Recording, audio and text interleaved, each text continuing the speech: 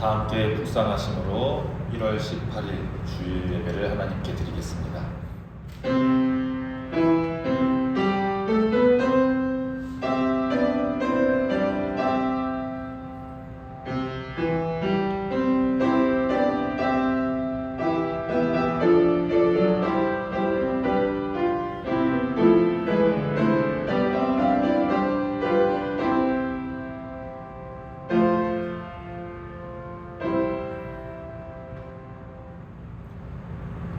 생명의 새로운 아침을 여시는 신실하신 하나님 아버지를 찬양합니다.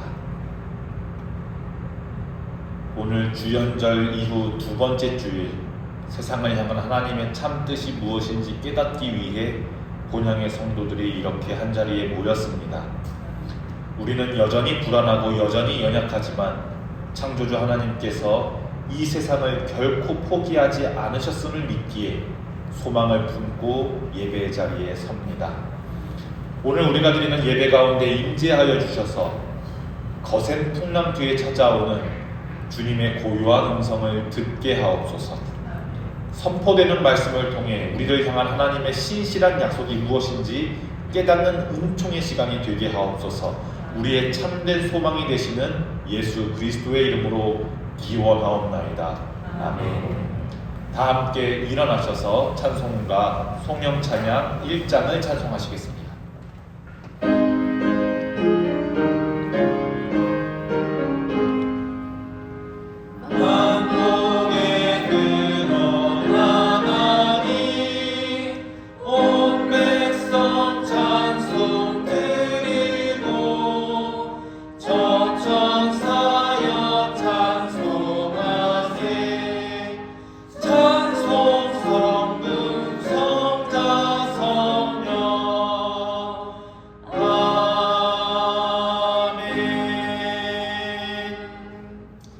찬송가 뒤편에 있는 성시를 교독하겠습니다.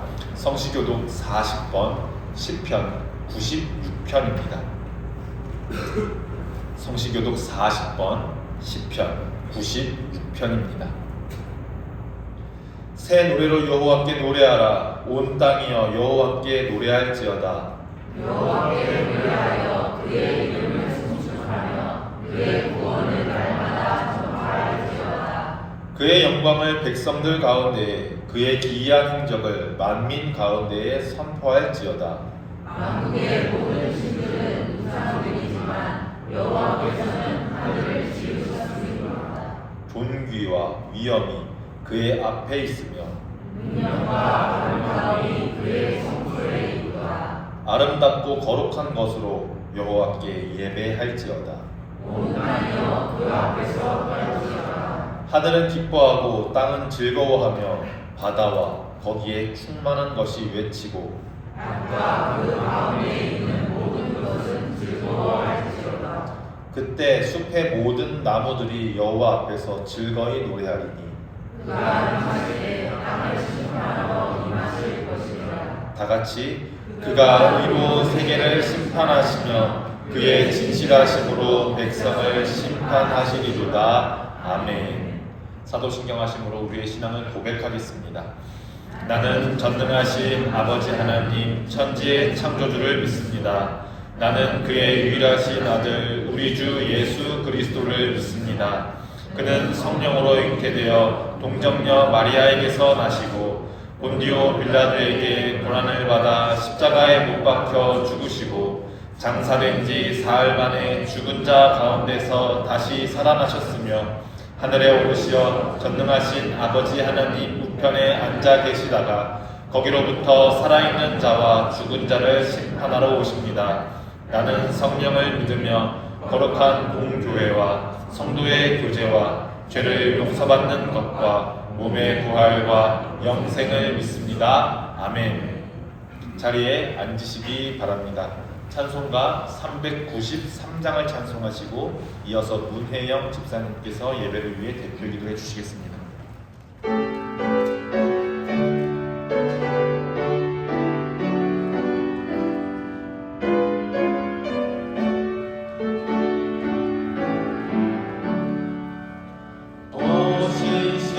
신실하신 주 내 아버지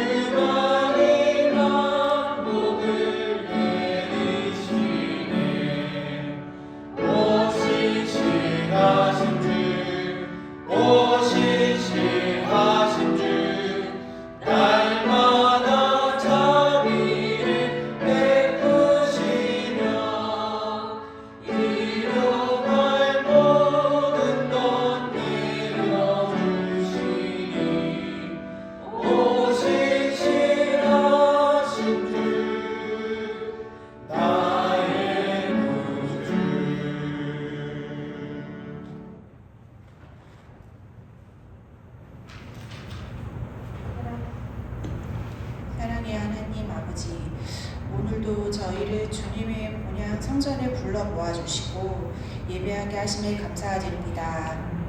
추운 겨울을 지내고 있는 이 본향 성도들과 우리의 이웃들을 주님의 손에 올려놓습니다. 외로움과 어려움에 놓인 이들에게 따뜻한 보호와 위로를 허락하여 주시옵고 모든 이들이 겨울을 안전하게 지내고 새해 소망을 품게 하옵소서. 2026년 함께 지어져 가는 교회 비전을 세웠습니다. 성도들이 성령 안에서 하나 되어 함께 세우게 될 본향을 기대합니다.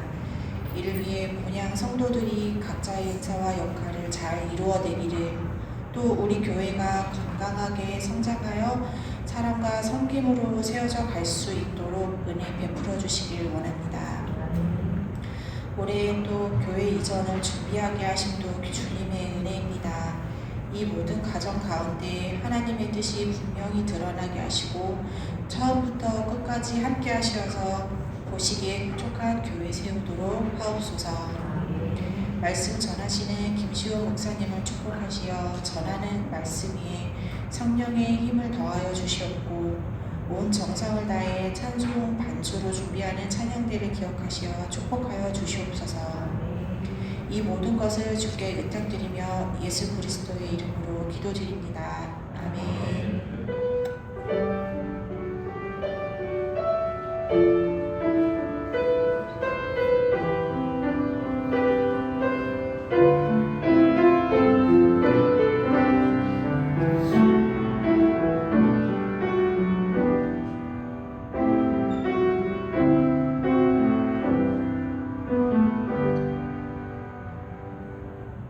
찬송가 50장 1절을 부르심으로 함께 봉헌 찬양을 올리겠습니다.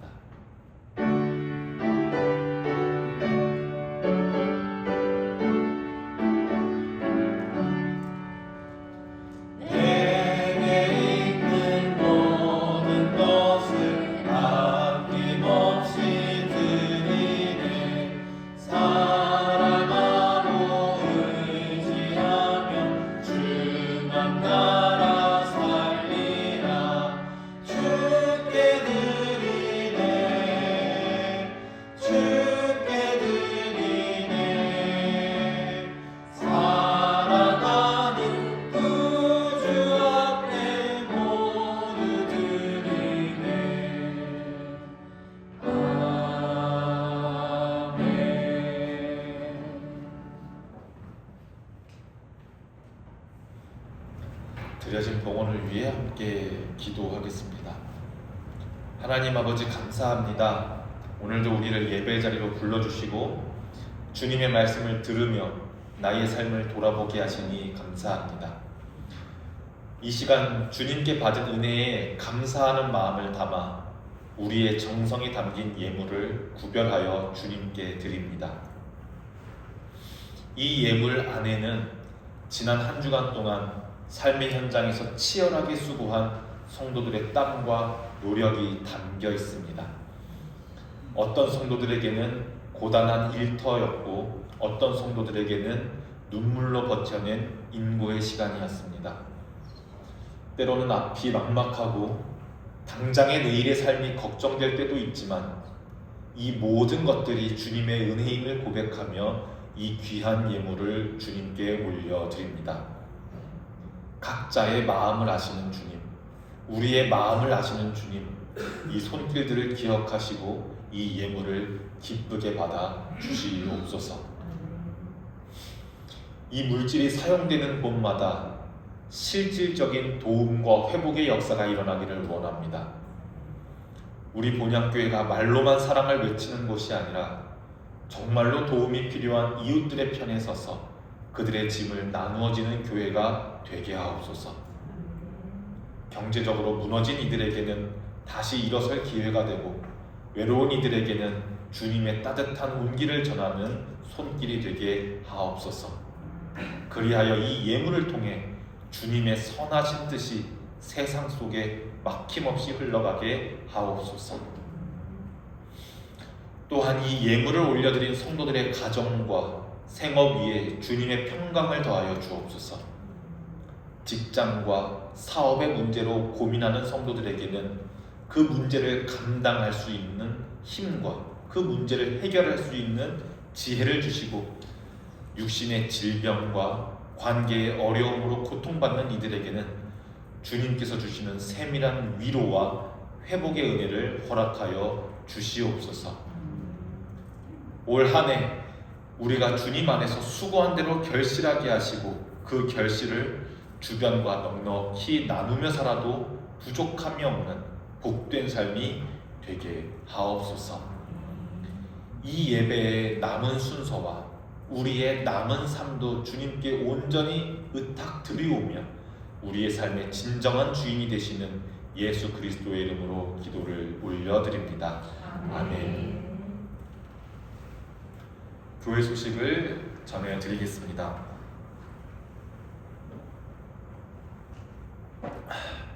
오늘은 주현절 이후 두 번째 주일입니다. 오늘 예배 후에 있을 중요한 몇 가지 소식을 전달해드리겠습니다.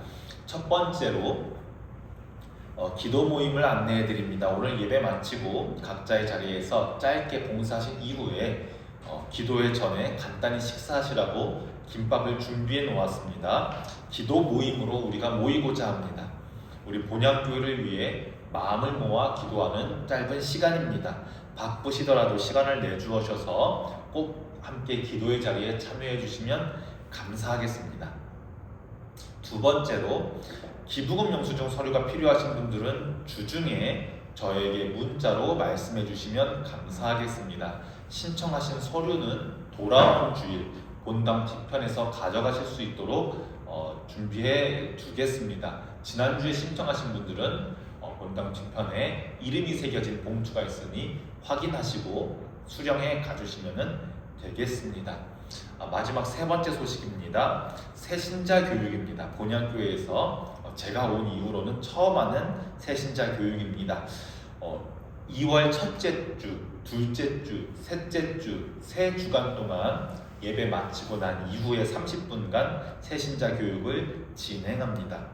우리 그리스도교, 기독교의 가장 기초적인 교리부터 오늘날 현대의 그리스도인으로서 우리가 어떻게 교회와 신앙을 바라보아야 할지를 배우고자, 짧은 시간이지만 배우고자 합니다. 새신자에 해당되시는 분들에게는 제가 따로 연락을 드리도록 하겠습니다. 우리 본향교회가 더욱 성장하여 자주자주 우리가 새신자 교육할 수 있는 날이 오기를 소망합니다. 이상으로 교회 소식을 마치겠습니다. 나머지 미비된 사항들은 주보를 참조해 주시면 감사하겠습니다. 이제 우리가 하나님의 말씀을 함께 보겠습니다.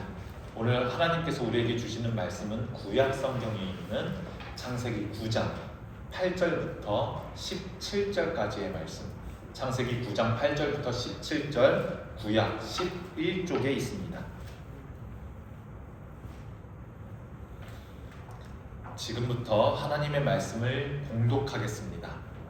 여러분들에게 하시는 하나님의 말씀을 경청하시기 바랍니다. 이것은 하나님의 말씀입니다. 하나님이 노아와 그와 함께한 아들들에게 말씀하여 이르시되 내가 내 언약을 너희와 너희 후손과 너희와 함께한 모든 생물 곧 너희와 함께한 새와 가축과 땅의 모든 생물에게 세우리니 방주에서 나온 모든 것 곧 땅의 모든 짐승에게니라. 내가 너희와 언약을 세우리니 다시는 모든 생물을 홍수로 멸하지 아니할 것이라. 땅을 멸할 홍수가 다시 있지 아니하리라.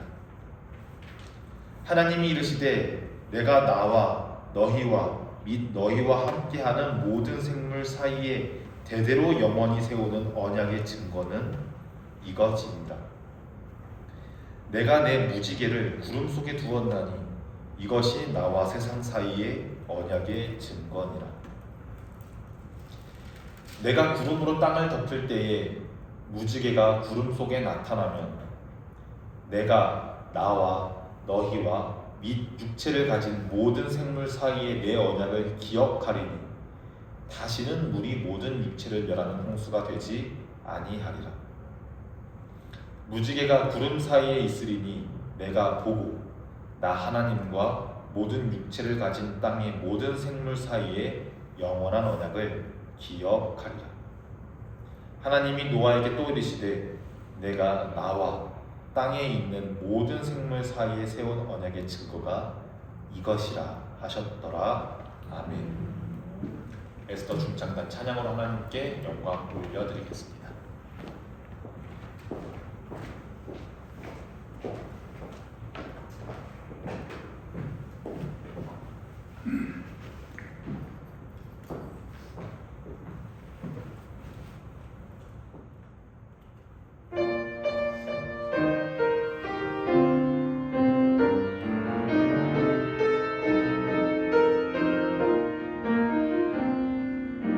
인질의 마른 불같이 시들은 나의 영혼 주님이 약속한 성령 간절히 기다리네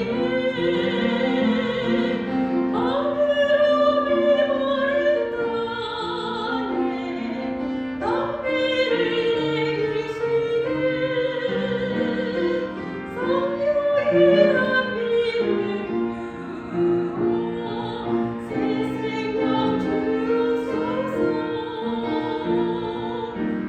광야의 빗소리 들려 산천이 춤을 추네 먼비로 내리는 성령 내게도 주옵소서.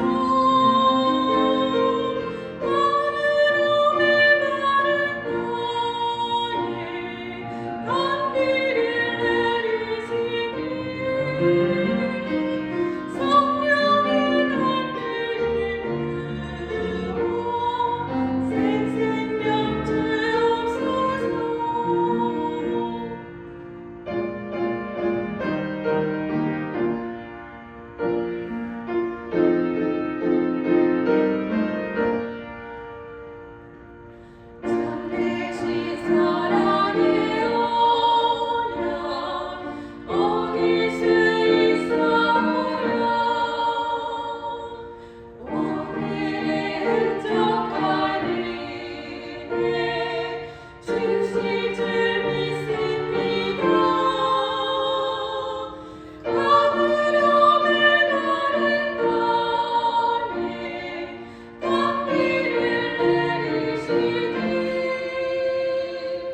성령의 단비를 부어 새 생명 주옵소서.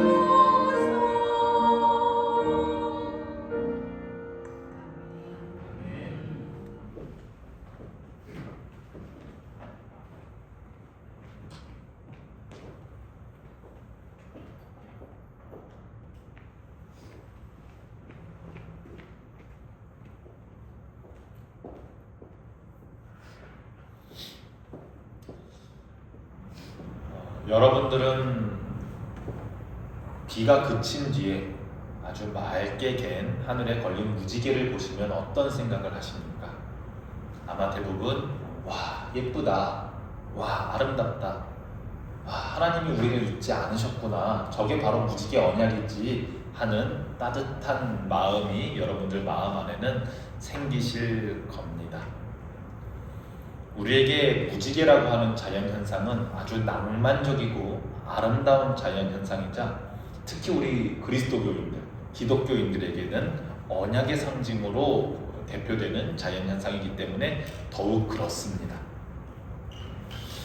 하지만 오늘 우리가 읽은 이 창세기 본문이 기록될 당시, 그러니까 고대의 사람들, 고대의 근동에 살고 있는 사람들에게 하늘에 뜬 무지개는 결코 아름다운 현상, 낭만적인 현상은 아니었습니다. 이 무지개는 그들에게는 공포와 가까웠습니다. 두려움과 가까웠습니다.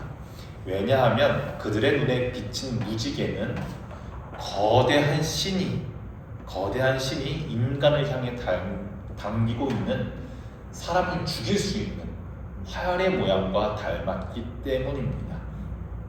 오늘 우리가 읽은 본문 말씀 창세기 9장 말씀에는 무지개라는 단어가 3번이나 나오거든요.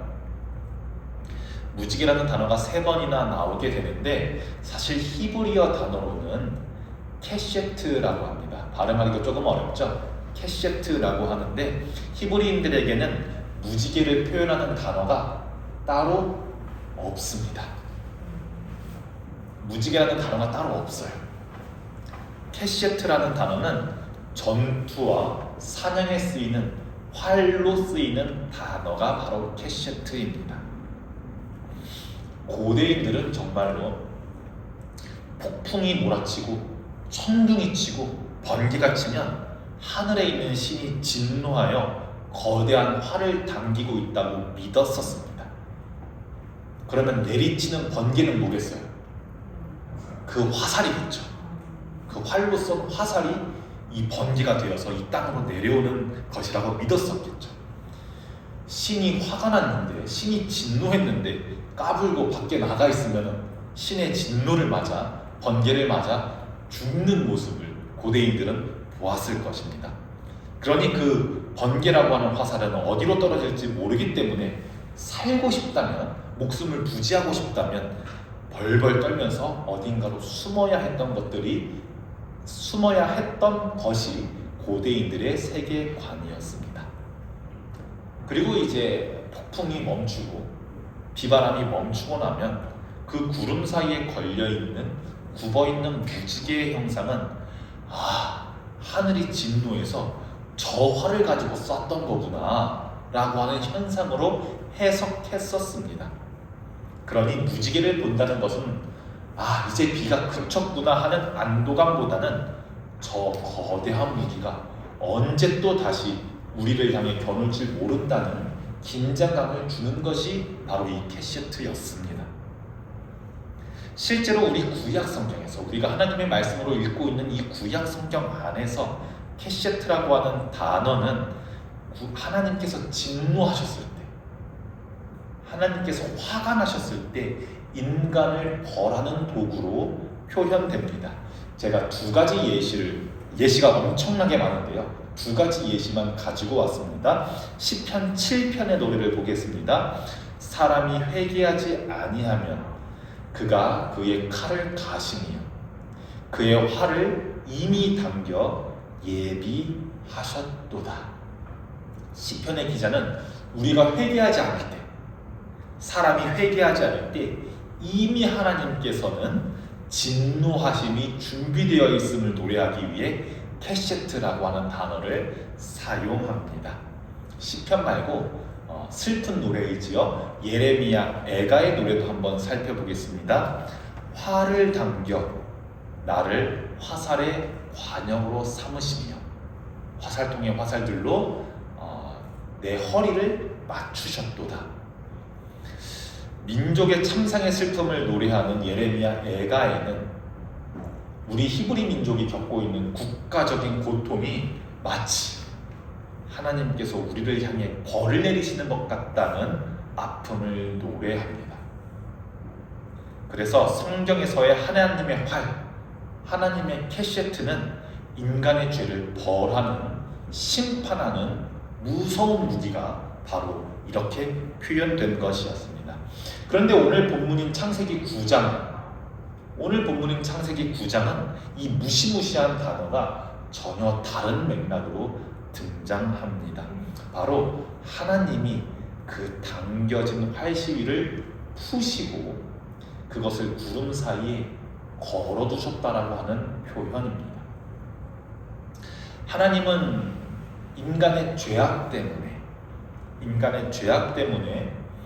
이 지면의 모든 것을 쓸어버리겠다고 다짐하시고 그 진노하심으로 홍수를 40주야로 일으키시고 다 지면의 것들을 쓸어버리신 이후에 노아와 그의 가족들 그리고 살아남은 방주에 있었던 모든 생명들 앞에서 하나님은 그 활을, 캐셰트를 꺼내시면서 이렇게 선언하십니다.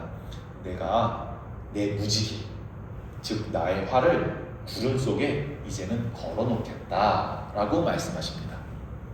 여기서 걸어두겠다, 두었다라는 말은 단순히 손에 우리가 무언가 물건을 들고 이렇게 놓는 걸 말하는 것뿐만 아니라 전쟁을 끝낸 용사가 더 이상 싸우지 않겠다는 의미로 무기를 벽에 걸어두는 행위를 뜻합니다.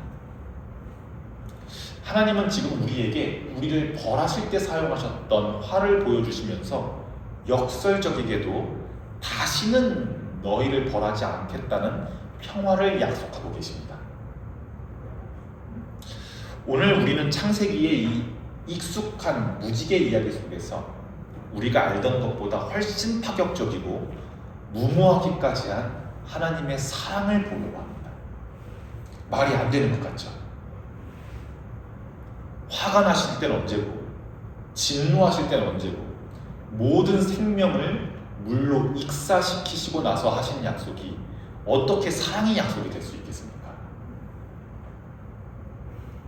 진노하실 때는 언제고, 다 죽여버리실 때는 언제고, 내가 너희들한테 나의 사랑의 언약을 보여줄게 라고 하는 게 정상적인 사고로는 잘 이해가 가지 않습니다. 그리고 하나님은 왜 하필 그 진노의 무기인 활을 통해서 평화의 언약을 삼고자 했을까요? 이 활을 구름에 걸어두셨다는 것이 오늘 우리에게는 어떤 의미가 있는지 한번 이 창세기의 말씀 깊은 곳으로 저와 여러분들이 한번 들어가 보는 시간이 됐으면 좋겠습니다. 오늘 본문 말씀 창세기 9장 13절의 말씀을 우리가 같이 한번 읽어보면 좋겠습니다. 9장 13절을 우리가 함께 읽습니다. 시작. 내가 내 무지개를 구름 속에 두었나니 이것이 나와 세상 사이에 언약의 증거니라. 아멘. 천천히 하셔도 괜찮습니다.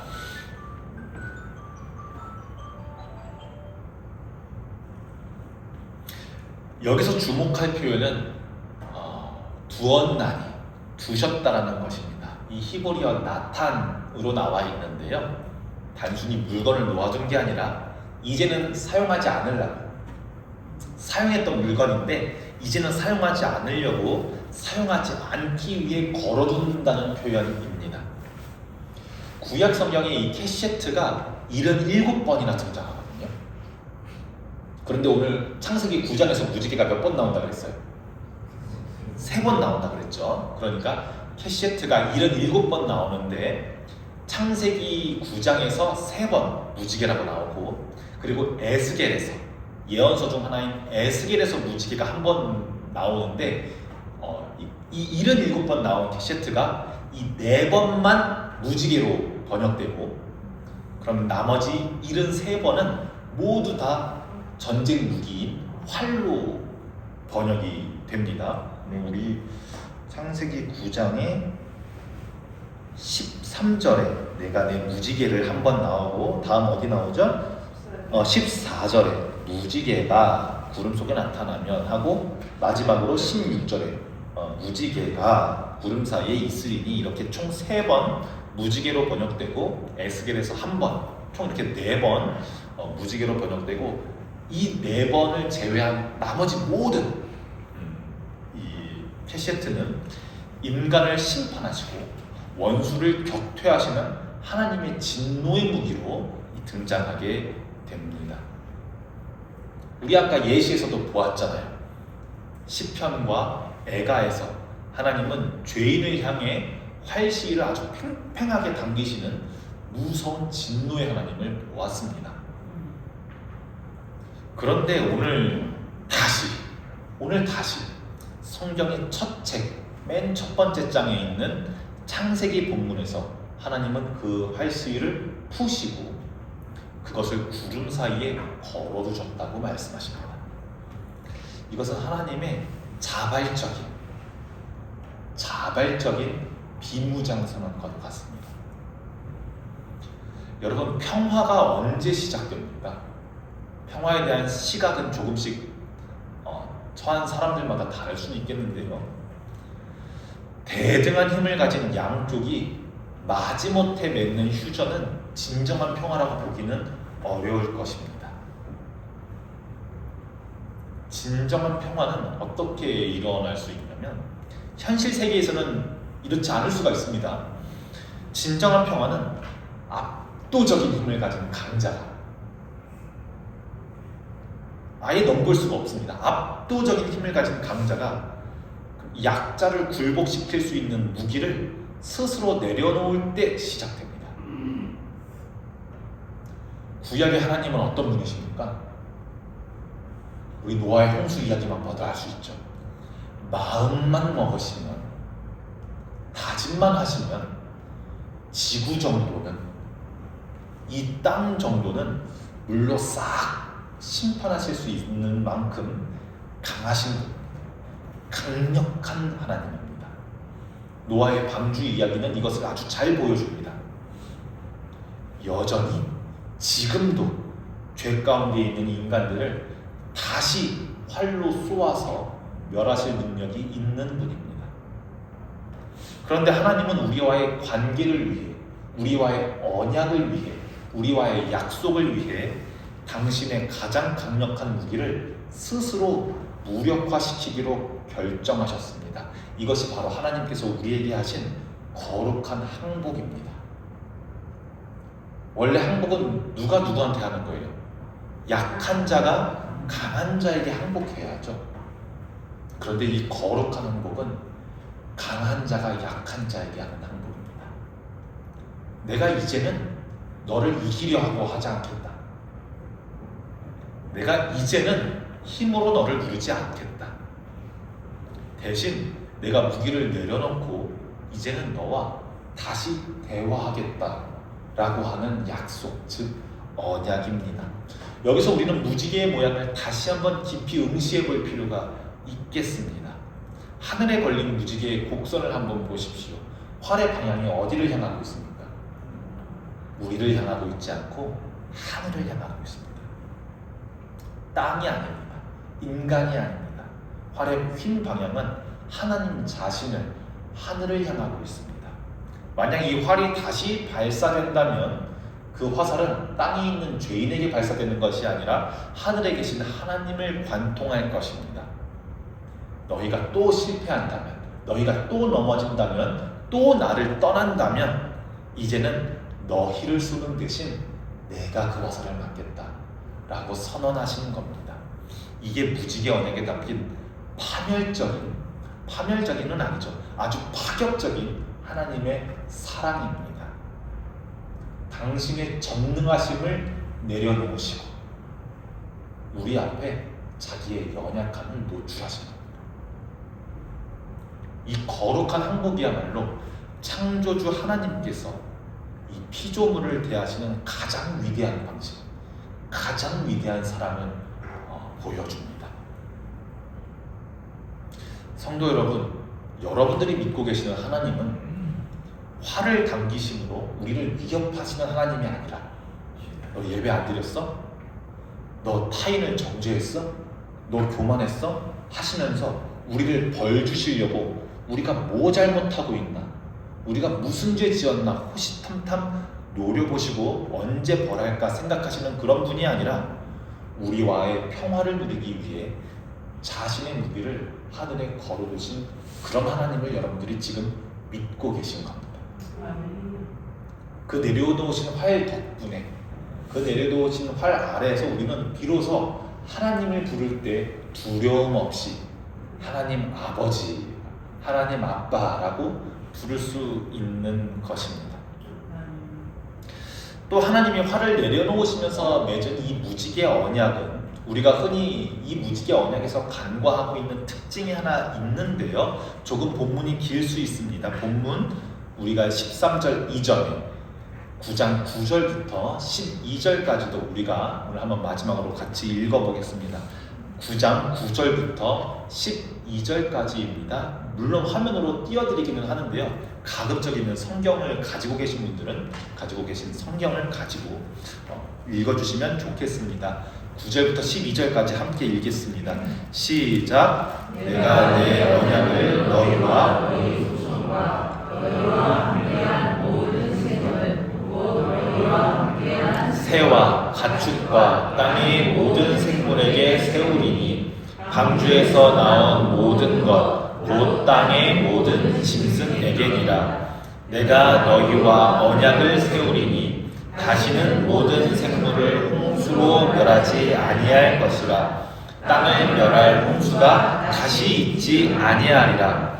하나님이 이르시되 내가 나와 너희와 및 너희와 함께하는 모든 생물 사이에 대대로 영원히 세우는 언약의 증거는 이것이니라.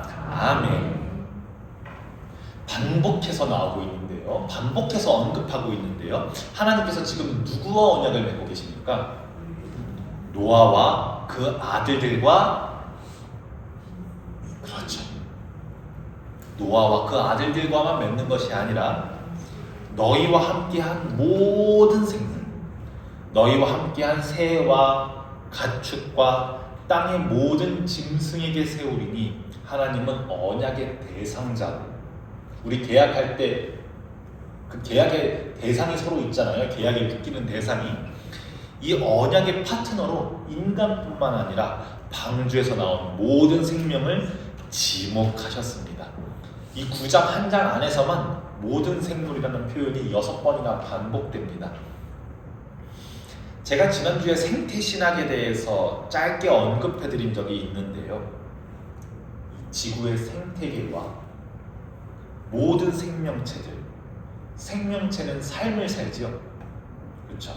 생명과 삶 비슷한 단어였는데 삶을 살고 있는 모든 것, 사람, 그리고 사람이 아닌 동물들, 식물들까지도 삶을 살고 있는 모든 생명체들을 신학의 중요한 주제로 생각하는 생태신학에서는 이 9장의 무지개 언약을 녹색 언약이라고 부릅니다.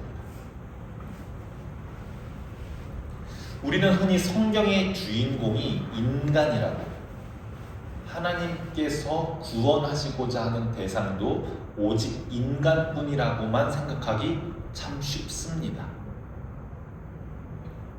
하나님은 오직 우리 사람만 사랑하시고 자연은 그저 사람을 위해 하나님께서 준비해 준 인간을 위해 존재하는 배경, 인간을 위해 존재하는 자원이나 도구쯤으로 여길 때가 많이 있습니다. 그런데 오늘 창세기 9장은 이렇게 말합니다. 하나님은 무지개를 보시면서 사람과 맺은 약속만 기억하시는 것이 아니라 땅의 모든 생명과 맺은 약속을 기억하시겠다고 말씀하십니다. 이것은 오늘 우리에게 큰 질문을 던져줍니다. 하나님께서는 들풀 한 포기, 이름 모를 짐승 한 마리도 당신의 언약의 대상으로서 존중하시는데 여러분들은 그것들을 어떻게 대하고 계십니까? 지난주에 우리는 마치 무신론자인 것처럼 자연을 대한다라고 말했던 것처럼 입으로는 창조주를 고백하시면서도, 입으로는 하나님께서 만물을 창조하셨다고 고백하시면서도 실제 삶에서는 하나님께서 저 자연 속에 계시지 않는 것처럼, 저 생명들은 하나님의 언약의 대상이 아닌 것처럼 함부로 파괴하고 착취하지는 않습니까?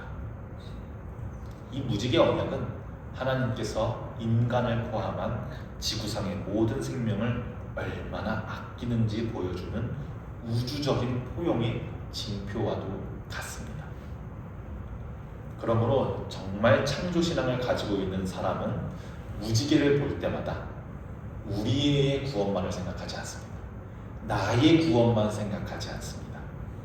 하나님께서 작은 자와도, 하나님께서 소외된 자와도, 하나님께서 저 작은 생명들과도 평화의 약속을 맺으셨음을 기억하면서 그들을 향해 겨누고 있던, 내가 당기고 있던 욕망의 활, 내가 당기고 있던 개발의 발을 내려놓을 줄 알아야 하겠습니다.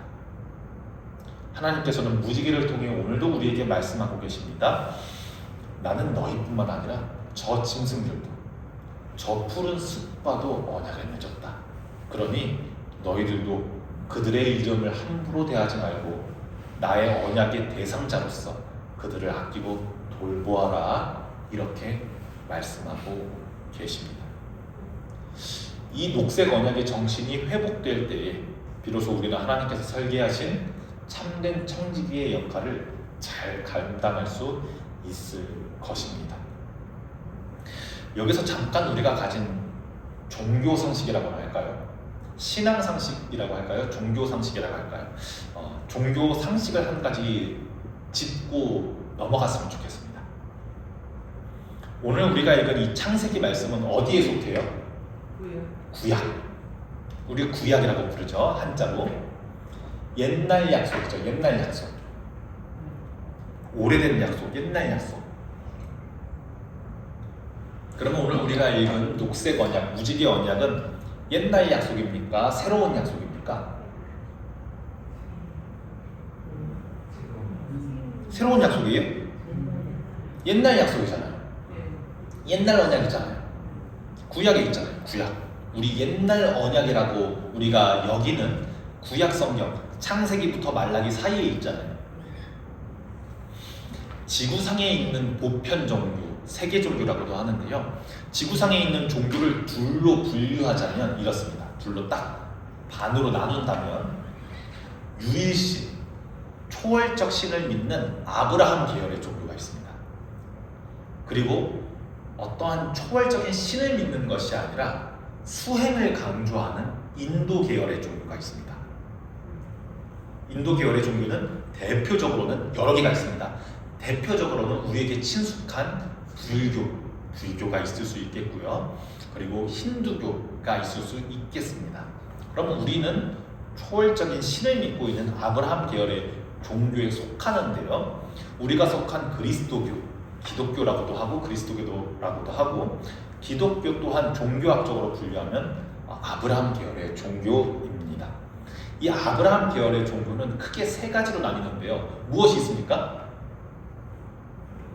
먼저 우리가 속한 그리스도교, 우리 성당 다닌다, 교회 다닌다, 우리 기독교가 있을 수 있겠고요. 그렇죠. 이슬람교가 있을 수 있겠죠. 우리 초대교회가 생기고 나서 한 700년 이후에 생긴 이슬람교가 있을 수 있겠고, 세 가지라고 말씀드렸는데 기독교, 이슬람교, 동방정교회도 기독교입니다. 그리스 정교회, 러시아 정교회 모두 기독교입니다. 기독교, 이슬람교, 그리고 유대교입니다. 유대교. 아브라함 계열의 종교는 아브라함을 믿음의 조상으로 삼는다는 뜻입니다. 아브라함 계열의 종교는 우리가 속한 기독교, 그리고 무슬림, 이슬람교, 그리고 유대인들, 유대교 이렇게 있습니다. 이 유대교, 기독교, 이슬람교 이 세 가지 종교는 오늘 우리가 읽은 이 창세기 말씀을 포함한 구약의 성경의 내용을 모두 정경으로 채택해서 공유하고 있습니다. 무지개 이야기, 창조하신 이야기, 노아 이야기, 모세 이야기, 출애굽하는 이야기, 이 이야기를 우리 기독교만 읽고 있는 것이 아니라 무슬림들도, 유대교인들도 함께 이것을 성경으로 보고 있다는 거예요. 유대교는 우리가 구약 성경이라고 부르는 이 앞책을 타나크라고 부르면서 경전으로 삼고, 이슬람교도 이 모세의 율법을 타우라라고 부르면서 존중합니다. 그런데 우리 기독교인들은 이 창세기부터 말라기까지의 이야기를 뭐라고 부릅니까? 옛날 약속이라고 부르죠. 왜 우리는 이걸 옛날 약속이라고 부르냐면 어느 정도 이미 경시를 하고 있는 거거든요. 왜냐하면 우리는 예수라고 하는 그분과 그분의 삶과 그분의 말씀이 새로운 약속이라고 믿고 있기 때문에 이 앞의 내용들을 옛날 약속이라고 부르는 겁니다. 우리만 구약이라고 부릅니다. 여기서 한 가지 의문이 생기셔야 정상입니다. 사실 너무 당연하게 우리가 이 창세기도 하나님의 말씀이라고 생각하고 있는데, 보통 상식적으로 생각하면 새로운 약속을 하게 되면 옛날 약속은 유지됩니까? 폐기됩니까? 폐기되죠. 제가 우리 선우와 같이 돈가스 먹으러 가자고 5시에 만나자고 약속했어요. 우리 교회 앞에서 5시에 만나자. 선우야, 우리 돈가스 먹으러 가자. 약속했어요. 그런데 알고 선우가 학원 갈 시간을 깜빡했나 봐요. 그래서 약속 시간을 5시에 이전에 약속했던 걸 5시에 못 만나니까 6시에 만나자고 새로운 약속을 잡았습니다. 그러면 5시에 만나자고 했던 옛날 약속은 유지돼요? 폐기돼요? 폐기되죠. 그리고 폐기가 돼야 하죠. 제가 이 5시에 만나자고 하는 약속을 폐기하지 않고 가만히 있으면 나중에 보면 5시에 만나기로 했더라, 6시에 만나기로 했더라. 제가 미리 저 혼자 5시에 나가 있으면 큰 낭패를 보게 되겠죠. 옛날 약속은 폐기해야죠. 그런데 예수님이라고 하는 완벽한 새로운 약속을 가진 우리에게 이 이슬람 교인들도 보는, 무슬림들도 보는 이 구약, 예수님을 전혀 그리스도로 믿지 않는 이 유대교인들도 보는 이 구약, 이 수천 년 전의 옛날 약속을 우리는 왜 계속 읽고 있을까요? 원래는 궁금해하셨어야 되는데, 원래는 교회 다니시면서 궁금해하고 계시면서 다니셨어야 되는데, 우리는 왜 신약만 읽으면 되는데 누가 누구를 낳고 누가 누구를 또 낳고 왼쪽으로는 몇 규빗, 오른쪽으로는 몇 규빗, 이 어렵고 두꺼운 이 구약책을 우리는 왜 계속 가지고 있을까요? 제가 아까 새로운 약속을 맺으면 옛날 약속은 폐기되어야 한다고 말씀드렸었죠. 그런데 우리가 지금 이 구약의 말씀을, 옛날 약속을 그래도 계속 읽는 여러 중요한 이유가 있는데, 그중 제가 가장 핵심적이라고 생각하는 한 가지는, 우리는 예수 그리스도라고 하는 새로운 약속이 이 옛날 약속을 폐기시키고 대신하는 것이 아니라, 예수 그리스도라고 하는 새로운 약속이 스스로는 불완전한, 스스로는 자신을 완성시킬 수 없는 이 옛 약속을 완성시켰다고 믿기 때문에 우리는 예수 그리스도라고 하는 새로운 약속이 이 옛 약속을 완성시켰다고 믿습니다. 폐기한다고 믿는 것이 아니라 완성시켰다고 믿습니다. 적절한 예시가 될지는 모르겠는데요, 마치 우리가 성인이 되었다고 해서 어린 시절의 사진을 이건 더 이상 내가 아니야 라고 하면서 버리지 않는 것과 같습니다. 오히려 어른이 되어서 나중에 펼쳐보는 어린 시절의 사진은 예전과는 다르게 보일 겁니다. 내가 이 과정들을 겪어서, 이 과정들을 거쳐서 지금의 내가 되었구나 라고 하면서 이 사진 속에 깊은 의미를 발견하게 되죠. 쉽게 말하면 지금에 비추어서 과거의 사진을 보게 된다는 겁니다. 마찬가지입니다. 우리 그리스도교인들, 기독교인들은 예수 그리스도라고 하는 새로운 약속의 빛 아래에서 이 옛 약속을 읽게 됩니다. 그게 우리가 무슬림이 창세기를 읽을 때와 유대교인이 창세기를 읽을 때와 우리 기독교인이 창세기를 읽을 때의 차이라고 할 수 있겠습니다. 우리는 예수 그리스도를 통해서 이 창세기를 보게 됩니다. 그러면 이전에는 보이지 않았던 하나님의 마음이 선명하게 보이기 시작합니다. 오늘 본문의 무지개도 그렇습니다. 새로운 약속에 비추어서 이 옛 약속 무지개를 다시 보니 이건 단순한 날씨 이야기가 아니라, 무서운 징벌의 도구 캐세트가 아니라, 하나님께서 스스로 자기를 제안하신 사랑의 모습이었다는 것을 우리는 다시 발견하게 됩니다. 예수 그리스도라고 하는 빛 아래에서 말입니다. 이 무지개는 하나님께서 우리를 징벌하시는 도구가 아니라 장차 우리를 위해 당신 자신의 몸을 관역 삼아 당신 자신의 몸에 화살을 맞아 대신 죽으실 그리스도의 십자가의 사랑이 이미 이 창세기에서부터 이 무지개 속에 흐르고 있음을 우리는 구약 옛 언약을 읽으면서 발견하게 되는 것입니다. 그런데 참 웃긴 건 뭔지 아세요? 이 무지개 언약이 맺은 이후에, 무지개 언약을 맺은 이후에 노아의 가정이 무엇을 했는지 아세요?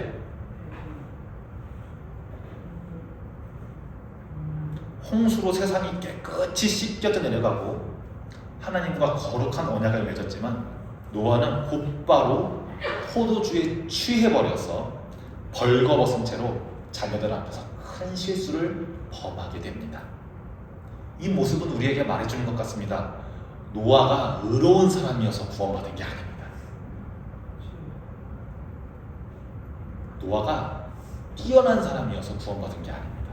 이것은 우리에게 진실을, 뼈아픈 진실을 말해주는데요.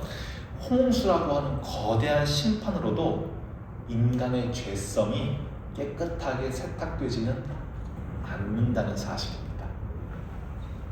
우리도 그렇죠. 하나님께서 우리에게 주시는 은혜를 경험하고도, 하나님께서 우리에게 주시는 사랑을 경험하고도 금방 또 세상에 나가면 넘어지고 금방 약속을 맺고도 배신하는 연약한 존재가 바로 우리입니다.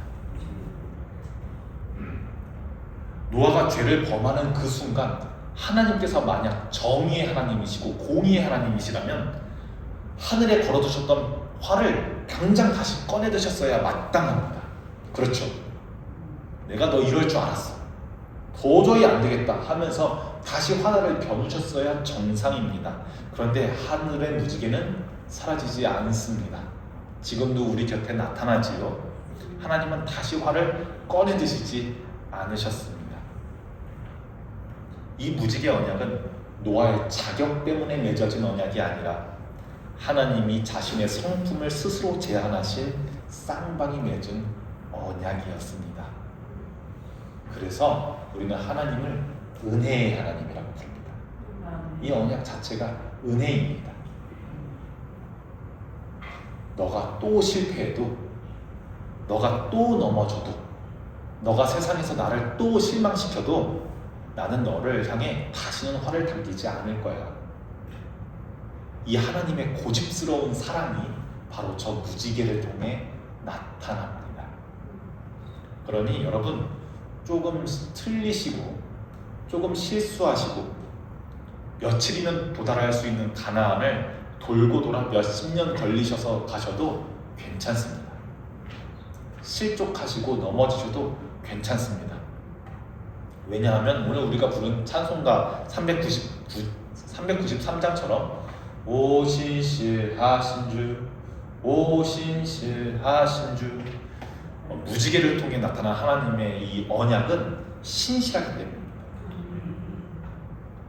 이 완전한 신실함이 우리는 십자가에서 완성되었음을 믿는 사람들입니다.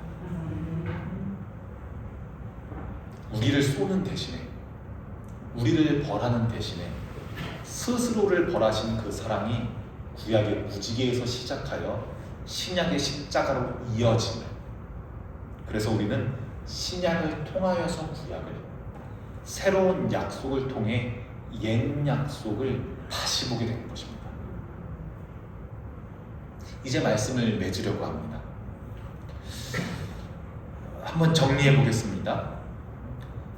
하나님은 오늘 우리에게 하나님의 무기인 화를 무지개로 바꾸어 보여주셨습니다. 하나님은 스스로 비무장하시기로 선택하셨고 인간뿐만 아니라 땅의 모든 생명들을 언약의 대상자로 삼으셨으며 우리의 반복되는 실패에도 불구하고 그 약속을 끝까지 지키고 계십니다. 이제 우리가 응답할 차례인 것 같습니다.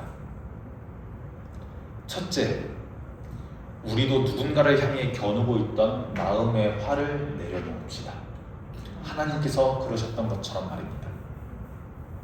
하나님이 우리를 향해 항복하셨듯 우리도 이웃을, 우리도 타자를 힘으로 이기려 하지 말고 평화로 마주봅시다.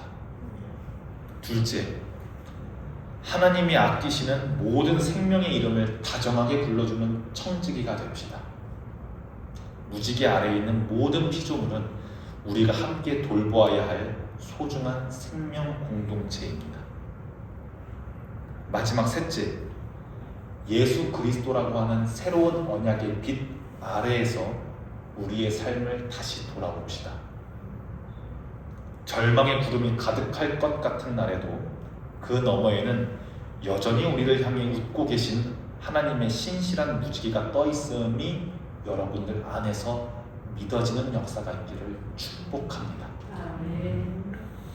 그 아래에서 하나님께서 주시는 평안과 평화를 누리시고 그 평화를 이웃에게 세상에 전하는 모든 본향교회 성도님들이 되시기를 주님의 이름으로 축복합니다. 기도하겠습니다. 사랑과 자비의 하나님, 오늘 우리는 하늘에 뜬 무지개를 보며 우리를 향해 겨누셨던 심판의 화를 내려놓으신 하나님의 파격적인 사랑을 보았습니다. 우리는 여전히 그런데도 죄 가운데 있고 노아처럼 금방 넘어지고 금방 실수하는 연약한 존재임에도 불구하고 다시는 우리를 벌하지 않겠다고 하시며 스스로를 제한하시는 하나님의 낮아지심과 하나님의 신실하심에 감사를 드립니다. 주님, 이제는 우리가 주님을 닮아 우리 이웃과 세상을 향해 팽팽하게 당기고 있던 미움과 욕망의 화를 내려놓게 하옵소서. 하나님이 아끼시는 모든 생명과 피조물을 존중하는 청지기의 삶을 살게 하시고 어떤 절망의 구름 속에서도 우리를 향해 방긋 웃고 계신 하나님의 신실한 무지개를 바라보는 믿음을 주옵소서. 예수 그리스도라고 하는 새로운 약속의 빛 아래에서 우리 삶의 모든 순간이 주님께서 주신 은혜였음을 고백하며 살아가게 하옵소서. 우리를 너무 사랑하기 때문에 친히 자기의 몸을 지키신 예수 그리스도의 이름으로 기도합니다. 아멘. 다 함께 일어나셔서 파송의 찬양을 부르시겠습니다.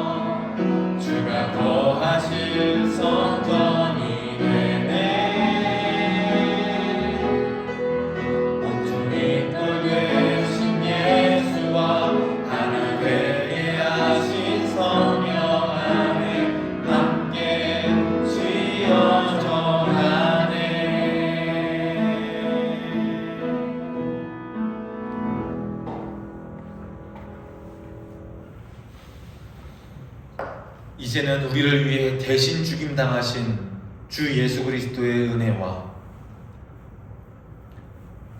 심판 대신 평화를 약속하신 하나님 아버지의 신실하신 사랑과 우리로 하여금 그 약속을 믿고 살아가게 하시는 성령의 인도하심이 하나님의 평화의 약속이 담긴 무지개를 바라보며 이 세상 속에서 주님의 청지기로 살아가길 다짐하는 모든 본향의 교우들 위해 이제부터 영원토록 함께 하시기를 간절히 축원하옵나이다. 아멘.